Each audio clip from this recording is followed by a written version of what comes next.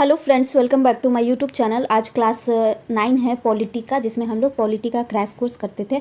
तो पिछले क्लास में हम लोग भाग 5 के बारे में पढ़ रहे थे, संविधान के भाग 5 के बारे में पढ़ रहे थे, जिसमें हम लोगों ने राष्ट्रपति के बारे में पढ़ा है, अभी तक उपराष्ट्रपति के बारे में पढ़ा है, प्रधानमंत्री के बारे में पढ़ा है और मंत्री परिषद के बारे में पढ़ा है। तो चलिए आज का क्लास स्टार्ट करते हैं, जिसमें हम लोग भारत के प्रधानमंत्री और उनका जो कार्यकाल था, जो हमारे अभी तक जब से संविधान बना है, जब से लोकतंत्र हुआ है हमारा देश, तब से अभी तक जो जो भी भारत के प्रधानमंत्री बने हैं उनके कार्यकाल के बारे में पढ़ते हैं और कौन कौन बने थे और किस दल के बने थे, इनके बारे में पढ़ना स्टार्ट करते हैं।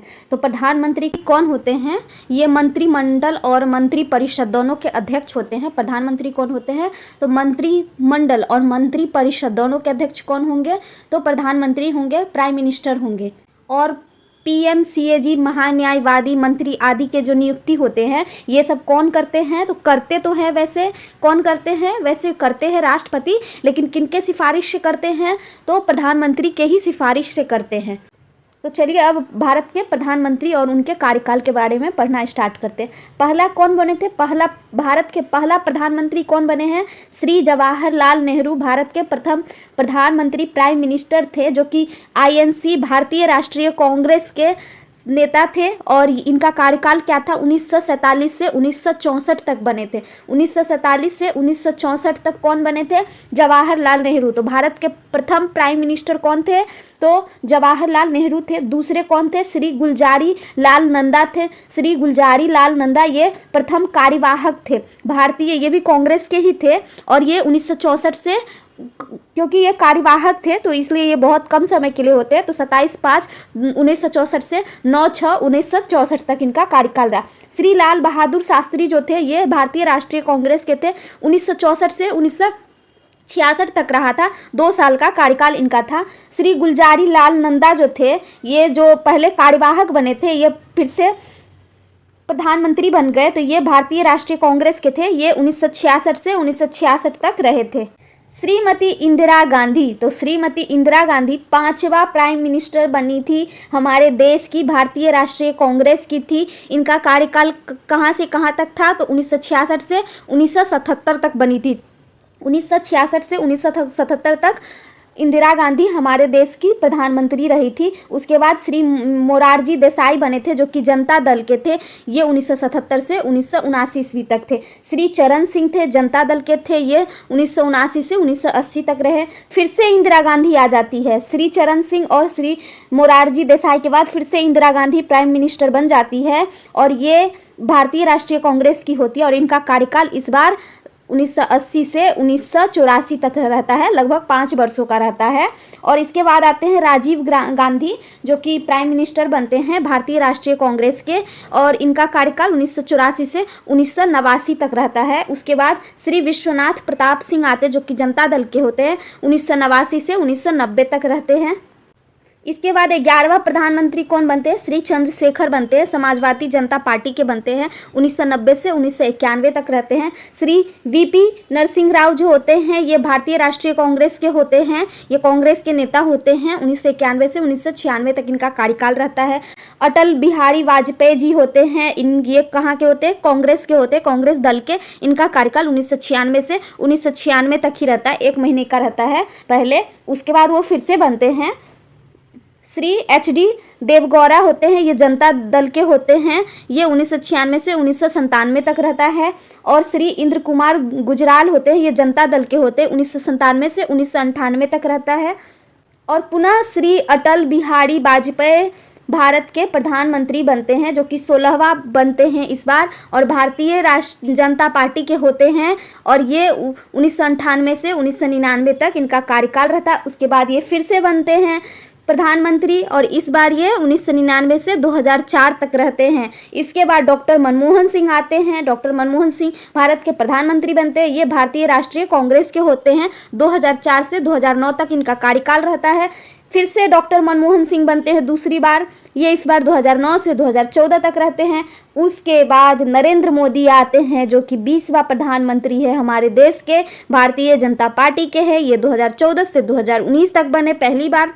उसके बाद फिर से 21वां बार बने।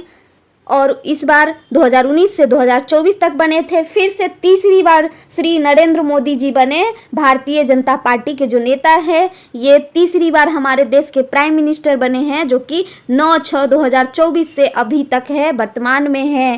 तो तीसरी बार नरेंद्र मोदी हमारे देश के प्रधानमंत्री बने हैं।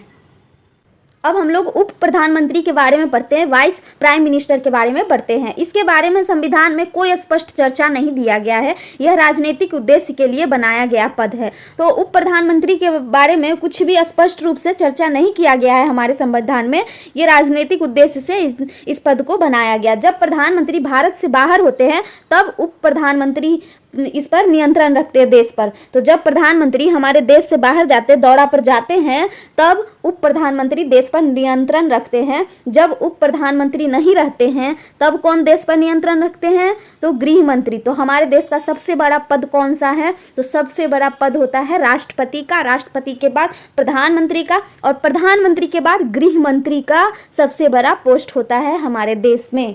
क्योंकि हमारे देश में जितने भी आईपीएस अधिकारी होते हैं, आईएएस अधिकारी होते हैं, या फिर जो भी पोस्ट पे अच्छे पोस्ट पे होते हैं, जितने भी हमारे देश के सीमाओं पर सेना होते हैं, वो ऑफिसर्स होते हैं, उनका नियुक्ति कौन करते हैं? तो वो सब गृह मंत्री के ही अंडर होता है। बहुत सारे कार्य हैं जो हमारे देश का जो कार्य होता है वो गृह मंत्री के अंदर ही ये सब कार्य होता है। तो इसके बाद प्रधानमंत्री के बाद जो सबसे बड़ा पोस्ट होता है वो कौन होता है? तो गृह मंत्री का ही पोस्ट होता है, गृह मंत्री का पोस्ट होता है। अब तक 7 उप प्रधानमंत्री बने हैं। कौन कौन से बने हैं? सरदार पटेल बने हैं, 1947 से 1950 तक बने थे। मोरारजी देसाई बने, 1967 से 1969 तक बने थे। चौधरी चरण सिंह बने, 1977 से 1978 तक बने थे। जगजीवन राम बने हैं, 1978 से 1979 तक बने थे। यशवंत राव चौहान बने हैं, कब से कब तक? तो 1979 से 1980 तक। चौधरी देवीलाल 1979 से 1991 तक। और लाल कृष्ण आडवाणी बने थे, तो वो कब से? 2002 से 2004 तक लाल कृष्ण आडवाणी बने थे। अब हम लोग महान्यायवादी के बारे में पढ़ते हैं, अटॉर्नी जनरल के बारे में पढ़ते हैं। इसकी चर्चा अनुच्छेद 76 में है। तो महान्यायवादी की चर्चा किस में है? तो आर्टिकल 76 में है। यह केंद्र सरकार का प्रथम विधि अधिकारी कानून सलाहकार होता है। तो ये विधि अधिकारी कानून सलाहकार होता है महान्यायवादी। यह संसद का सदस्य नहीं होता है, किंतु कार्यवाही में भाग लेता है।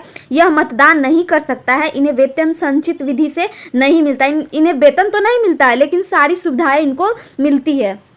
यह पूर्णकालिक 5 वर्ष का नहीं होता, अपितु अर्थात यह राष्ट्रपति का प्रसाद पर्यंत इच्छा अनुसार होता है। राष्ट्रपति जब तक चाहे तब तक महान्यायवादी को रख सकते हैं अपने पास, जिस कारण यह निजी व्यक्ति का भी मुकदमा लड़ सकता है। तो ये किसी निजी व्यक्ति का भी मुकदमा लड़ सकता है। केंद्र सरकार पर किसी भी प्रकार के मुकदमे को महान्यायवादी लड़ता है। तो केंद्र सरकार पर किसी भी प्रकार का जो मुकदमा होता है उसको कौन लड़ता है? तो महान्यायवादी लड़ता है। उसके तरफ से कौन लड़ता है? तो उसके तरफ से महान्यायवादी लड़ता है। यह मुकदमे को भारत के किसी भी न्यायालय में लड़ सकता है, क्योंकि इसकी योग्यता सर्वोच्च न्यायालय के जज के बराबर होता है। तो यह किसी भी भारत के किसी भी न्यायालय में लड़ सकता है, लेकिन हाँ, ये केंद्र सरकार के खिलाफ कभी नहीं लड़ सकता, क्योंकि ये केंद्र सरकार के लिए लड़ेगा, उसके लिए ही है ये।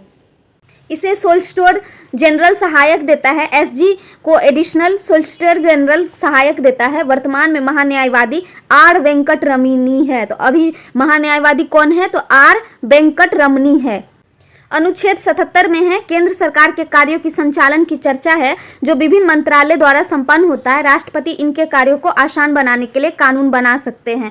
तो केंद्र सरकार के कार्यों को संचालन की चर्चा है, जो विभिन्न मंत्रालय द्वारा संपन्न होता है। लोकसभा, राज्यसभा दोनों द्वारा संपन्न होता है, और राष्ट्रपति द्वारा, और इनके कार्यों को आसान बनाने के लिए कानून बना सकते हैं। अनुच्छेद 78 में क्या है? पीएम का यह कर्तव्य होगा कि मंत्री परिषद के कार्यवाही की जानकारी राष्ट्रपति को दे। तो पीएम का यह कर्तव्य होता है, यह काम होता है कि मंत्री परिषद में जो भी कार्य होता है उसकी जानकारी वो राष्ट्रपति को दे।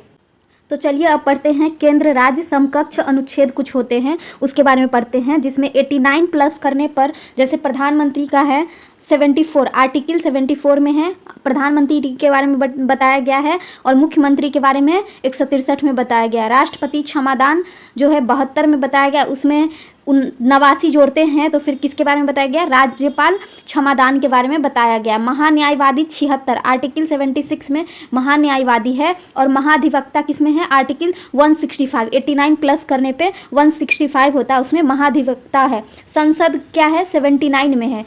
79 में है, संसद के बारे में बताया गया है। और विधानमंडल के बारे में 168 में बताया गया। राज्यसभा 80 में बताया गया है और 169 में विधान परिषद के बारे में बताया गया है। लोकसभा 81 में बताया गया है और 170 में विधानसभा के बारे में बताया। लोकसभा के बारे में कितना में बताया गया है?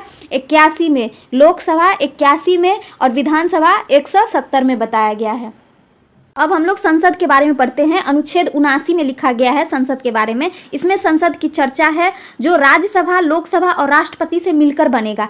अनुच्छेद 79 में क्या लिखा गया है? इसमें संसद की चर्चा की गई। संसद की चर्चा किसमें की गई है? आर्टिकल 79 में की गई है। संसद क्या है? संसद क्या है? राज्यसभा, लोकसभा और राष्ट्रपति तीनों को मिला करके संसद बनता है। क्या बनता है? संसद बनता है। राज्यसभा, लोकसभा और राष्ट्रपति तीनों मिल करके संसद बनता है। संसद भवन का निर्माण एडविन लुटियन तथा बेकर्ड ने किया था। पार्लियामेंट शब्द फ्रांस से लिया गया है। पार्लियामेंट शब्द कहाँ से लिया गया है? तो फ्रांस से लिया गया है। जबकि संसद की जननी कौन है? ब्रिटेन है, यूके को कहते हैं। संसद के 3 अंग होते हैं। तो कौन कौन से 3 अंग होते हैं? लोकसभा, राज्यसभा, राष्ट्रपति। तो संसद के 3 अंग कौन कौन से होते हैं? लोकसभा, राज्यसभा और राष्ट्रपति होते हैं। और भाग कितने होते हैं? संसद के 2 भाग होते हैं। लोकसभा और राज्यसभा भाग होते हैं, लेकिन संसद के अंग 3 होते हैं, जो कि लोकसभा, राज्यसभा और राष्ट्रपति होते हैं। संसद के 2 सदन होते हैं। कौन कौन से सदन होते हैं? लोकसभा और राज्यसभा। लोकसभा और राज्यसभा 2 सदन होते हैं। और कितने अंग होते हैं?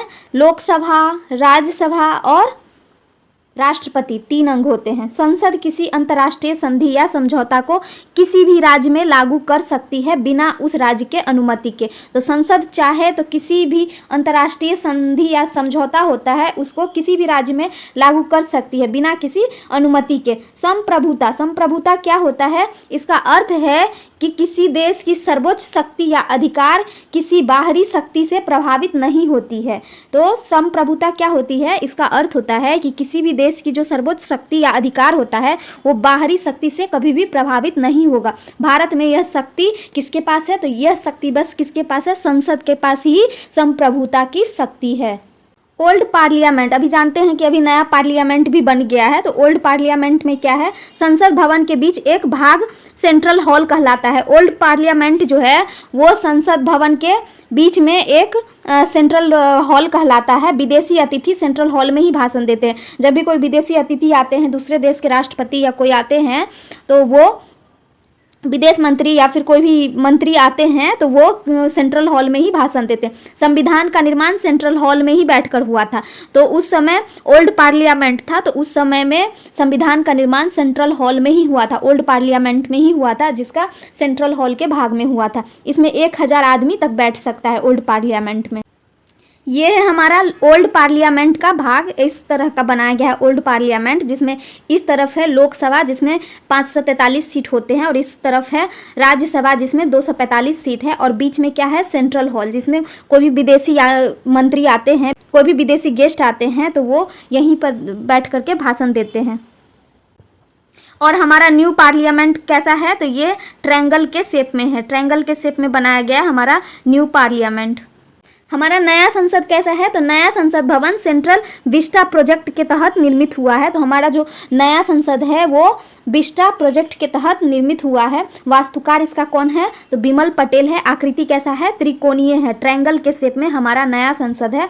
सीटें इसमें लोकसभा के कक्ष में 888 सीटें, जबकि राज्यसभा के कक्ष में कितना है? 384 सीटें हैं। लोकसभा हॉल राष्ट्रीय पक्षी मोर तथा राज्यसभा हॉल राष्ट्रीय फूल कमल की थीम पर आधारित है। सेंगोल लोकसभा अध्यक्ष के आसन के पास है। सेंगोल 3 द्वार है, ज्ञान द्वार, शक्ति द्वार और कर्म द्वार। तो 3 द्वार बनाए गए। ये ट्रायंगल के शेप में जो पार्लियामेंट हमारा नया बनाया गया है उसमें 3 द्वार है। कौन कौन से द्वार है? ज्ञान द्वार, शक्ति द्वार और कर्म द्वार है। पुराना संसद भवन को अब संविधान सदन कहा जाता है। तो पुराना जो संसद भवन है अब उसको संविधान सदन कहा जाता है। क्यों? क्योंकि इसी के सेंट्रल एरिया में पुराना संसद भवन में ही संविधान का निर्माण किया गया था, इसलिए उसको संविधान सदन कहा जाता है। तो नया संसद भवन बनाने का ज़रूरत क्यों पड़ा? क्योंकि एरिया कम पड़ रहा था और मंत्री ज़्यादा हो रहे हैं, लोग ज़्यादा हो रहे हैं, तो उसमें अब कठिनाई होती है, इसलिए अभी नया संसद बनाना पड़ गया है। तो चलिए आज के क्लास में इतना ही। अगले क्लास में हम लोग राज्यसभा के बारे में पढ़ना स्टार्ट करेंगे। तो अगले क्लास में हम लोग राज्यसभा, जो कि आर्टिकल 80 में राज्यसभा के बारे में, काउंसिल ऑफ स्टेट्स के बारे में बताया गया है, तो अगले क्लास में पढ़ेंगे। वीडियो अगर अच्छा लगा हो तो वीडियो को लाइक करें, चैनल को सब्सक्राइब करें, बेल आइकन दबाना ना भूलें। मिलते हैं अगले वीडियो में, तब तक के लिए थैंक यू।